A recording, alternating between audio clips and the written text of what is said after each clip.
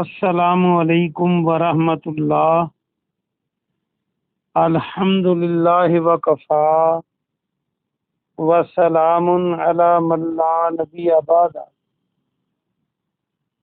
اللہ مہربان کے فضل و کرم سے ہمارا آج کا سبق سورۃ الانفال کی پہلی 2 آیتیں ہیں۔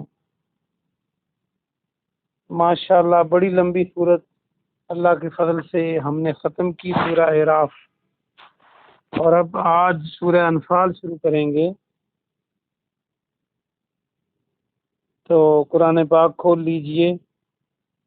اعوذ باللہ من الشیطان الرجیم، بسم اللہ الرحمن الرحیم۔ یسألونک عن الانفال،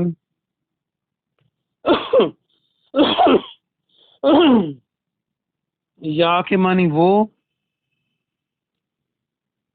اور آخری جو کا ہے، کا ضمیر ہے، اس کا معنی آپ، اور کا سے پہلے جو وا اور نون ہے یہ جمع کی علامت ہے، تو درمیان میں جو بچا سین الف لام، اور اگر سین کے بعد واو لگا دیں تو سوال بن جائے گا، جو سوال جواب ہوتے ہیں، تو یہی اس کا معنی ہے۔ یسألونک کا وہ سب آپ سے سوال کرتے ہیں، عن الانفال انفال کے بارے میں، نفل کی جمع انفال، نون فعل عام جیسے فرض، واجب، سنت، وتر، نفل، یہ وہی لفظ ہے۔ تو یہاں پر اس کا معنی مال غنیمت ہے۔ مال غنیمت کیا ہوتا ہے؟ یہ نفل ہے۔ نفل سے مراد یہ ہے کہ جیسے نماز میں فرض تو فرض ہیں، جو باقی اضافی عبادت ہے وہ نفل ہے، اضافی۔ تو اللہ کے راستے میں جہاد تو فرض ہے، اور جو منافع ملتا ہے دنیاوی منافع مال کی شکل میں، جب دشمن شکست کھا جاتا ہے تو اس کو انفال کہتے ہیں، مال غنیمت۔ قل الانفال، کل فرما دیں، آپ کہہ دیں، الانفال مال غنیمت، للہ اللہ کے لیے ہے، والرسول اور رسول کے لیے، صلی اللہ علیہ وآلہ وسلم۔ فاتقوا اللہ، پس اللہ سے ڈرو۔ یہ لفظ آپ نے کئی بار پڑھا ہے آج تک۔ تقوی یہاں سے بن سکتا ہے، تقوی بہت چھوٹی ہے، متقی، تقوی بھی ڈرنے والا عمل ہے۔ وَأَصْلِحُوا، اور اصلاح کر لو۔ اصلحو کو دیکھیں تو الف صاد لام اور ہا موجود ہے، لام کے بعد الف لگا دیں تو اصلاح بن جائے گا۔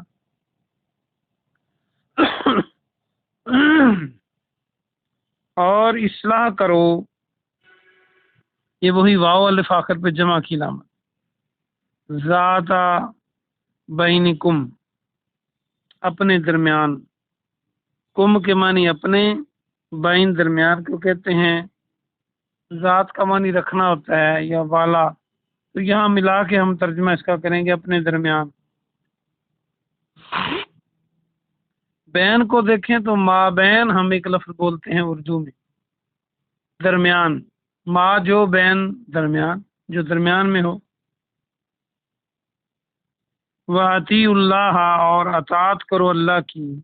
اطیع کو دیکھیں تو اس سے آرام سے اطاعت بن سکتا ہے، الف تو یہ الف عین تے۔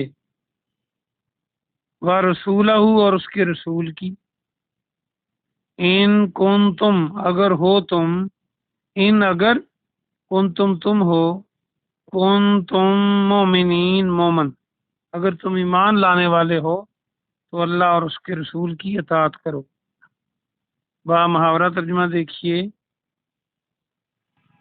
پیارے محمد صلی اللہ علیہ وآلہ وسلم، یہ لفظ بریکٹ میں کریں، وہ آپ سے مال غنیمت کے بارے میں سوال کرتے ہیں، آپ فرما دیجئے مال غنیمت تو اللہ اور اس کے رسول کے لیے ہے، بس تم اللہ سے ڈرو اور آپس میں یا اپنے درمیان اصلاح کرو، اور اگر تم مومن ہو، اگر تم ایمان والے ہو تو اللہ اور اس کے رسول کی اطاعت کرو۔ انما در حقیقت، یہ میں کئی بار بتا چکا ہوں کہ اس کا ترجمہ بنتا ہے کہ بس یہی ہے، اس کے علاوہ کچھ نہیں۔ در حقیقت انما المومنون، بے شک مومن وہ ہوتے ہیں، بریکٹ میں کریں، الذین جو اذا جب ذکر اللہ ہو، ذکر کیا جائے اللہ کا۔ ذکروں کو دیکھیں تو ذکر اردو کا لفظ بن سکتا ہے یہاں۔ واجلت قلوبہم، تو ڈر جاتے ہیں ان کے دل۔ واجلت کو دیکھیں تو جو آخر پہ اس کے تا ہے، یہ تو مؤنث کی علامت ہے، اصل میں یہ لفظ وا جیم لام ہے۔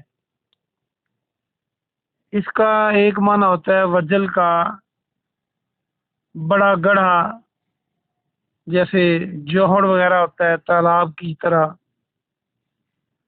تو اس کا ایک معنی ہوتا ہے جلا وطن کر دینا، وطن سے نکال دینا۔ تو یہاں پر اس کا معنی ڈر جانا کیسے ہے؟ جب انسان چل رہا ہو یا بھاگ رہا ہو یا گاڑی چلا رہا ہو، یکدم آگے گھڑا آ جائے بڑا، تو دل کس قدر خوف زدہ ہوتا ہے۔ یا کسی کو وطن سے نکالنے کے آرڈر آ جائیں تو کس قدر وہ خوف زدہ ہوتا ہے۔ تو اس کا معنی خوف زدہ ہونا، ڈرنا۔ قلوبہم، ان کے دل، وَإِذَا، اور جب، تُلِيَتْ عَلَيْهِمْ، تُلِيَتْ تلاوت کی جائے۔ یہ بھی تا تو مؤنث کی علامت ہے، اور تا لام یا ہے، تو تلاوت بنانا ہو تو تے لام الف واو تے لگا دیں تو تلاوت بن جائے گا۔ جو آسمانی کتابوں کو پڑھا جائے اسے تلاوت کہتے ہیں۔ آیاتہ، اس کی آیات، جب اس کی آیات ان پر تلاوت کی جائیں، زادتہم ایمانا، ایمانا، زادتہم، زیادہ ہو جاتا ہے، زیادہ ہو جاتا ہے، بڑھا دیتی ہیں۔ یہ کئی لوگ زیادہ کو زیادہ بولتے ہیں، تو وہاں سے اس کو لنک کر کے یاد رکھ لیں، زادتہم، بڑھا دیتی ہیں ان کو، ایمانا، ایمان میں، ایمانا وعلی ربہم، اور اپنے رب پر، یتوکلون، وہ بھروسہ رکھتے ہیں، توکل رکھتے ہیں۔ با محاورہ ترجمہ دیکھیے، در حقیقت مومن تو وہ ہیں کہ جب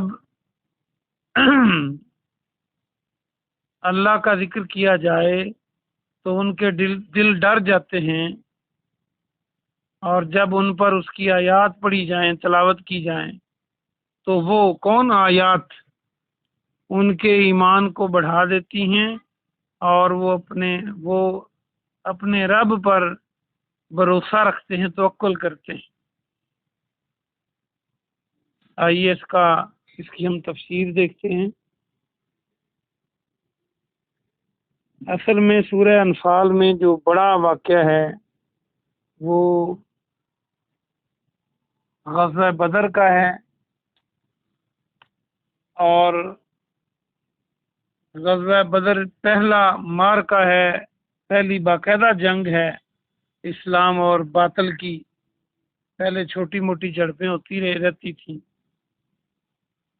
تو یہاں پر مسلمانوں کو اللہ نے مال غنیمت بھی دیا، فتح بھی دی، کمزور اور کم ہونے کے باوجود فتح دی۔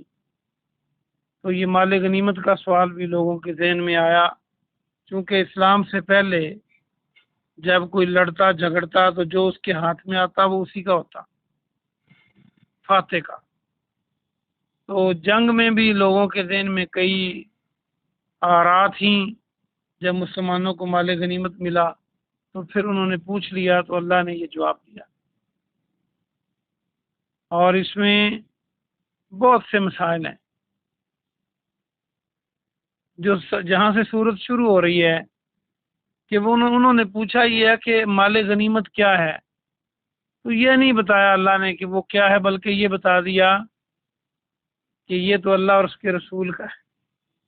مقصد یہ ہے کہ اصل میں اللہ اور اس کے رسول کی خاطر تو مسلمانوں نے جہاد کیا ہے، جنگ کی ہے، تو جو اضافی مال ملا ہے دنیاوی مال، اس کی طرف توجہ نہ جائے کسی کی۔